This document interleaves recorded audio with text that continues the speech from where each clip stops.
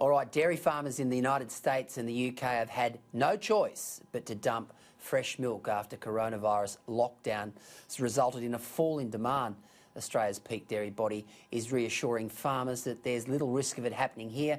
Joining me now is the CEO of Dairy Farmers Australia, David Inall. David, thanks for joining us. So what is the status in Australia right now of the dairy industry, based on the fact that the coronavirus is obviously having an impact on just about everything we do in Australia right now?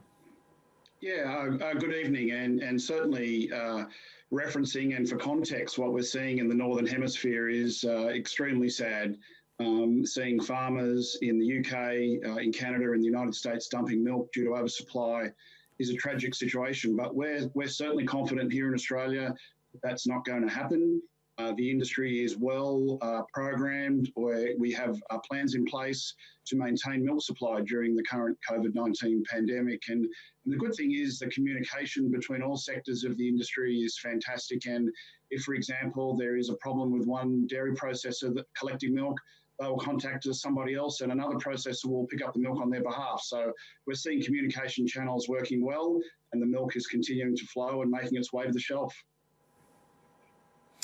David, I think Aussie farmers can take comfort in the low Aussie dollar, which will boost export returns. And, of course, domestic market premiums are pretty good right now. They'll flow through to help bolster the farm gate returns. Is that how you're seeing it right now?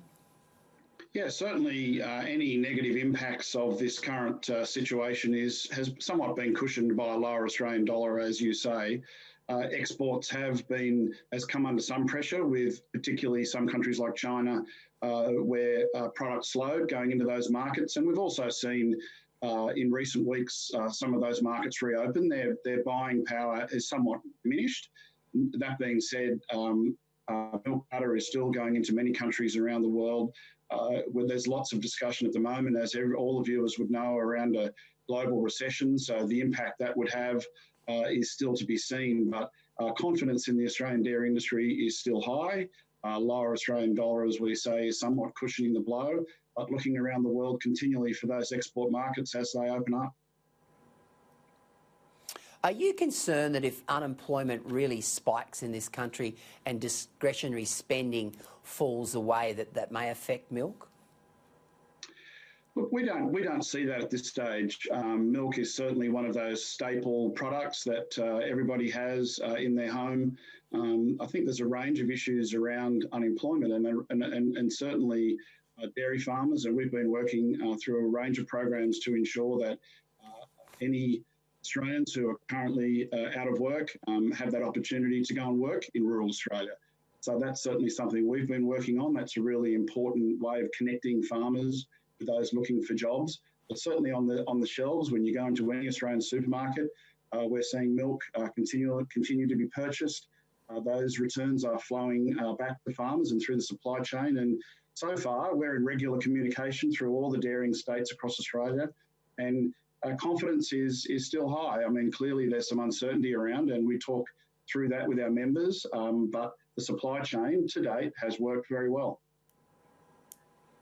You mentioned your members, David. How are they coping? I mean, it's been a pretty tough few years, hasn't it? When you think about drought, you think about bushfires, you think about floods. I mean, Mother Nature hasn't been particularly kind, and now, of course, we've got this coronavirus. How's the mood? How's the morale among your members? Yeah, that's a great question. I mean, as you rightly point out, the backstory here is that over the last few years, it's been a difficult time right across the country for dairy farmers. The drought, even for those farmers who weren't in drought, they were still paying high fodder prices because the market lifted for all fodder across the country. So input costs are high, whether it's energy, whether it's feed, of course, whether it's water. A lot of input costs are significantly up in recent years.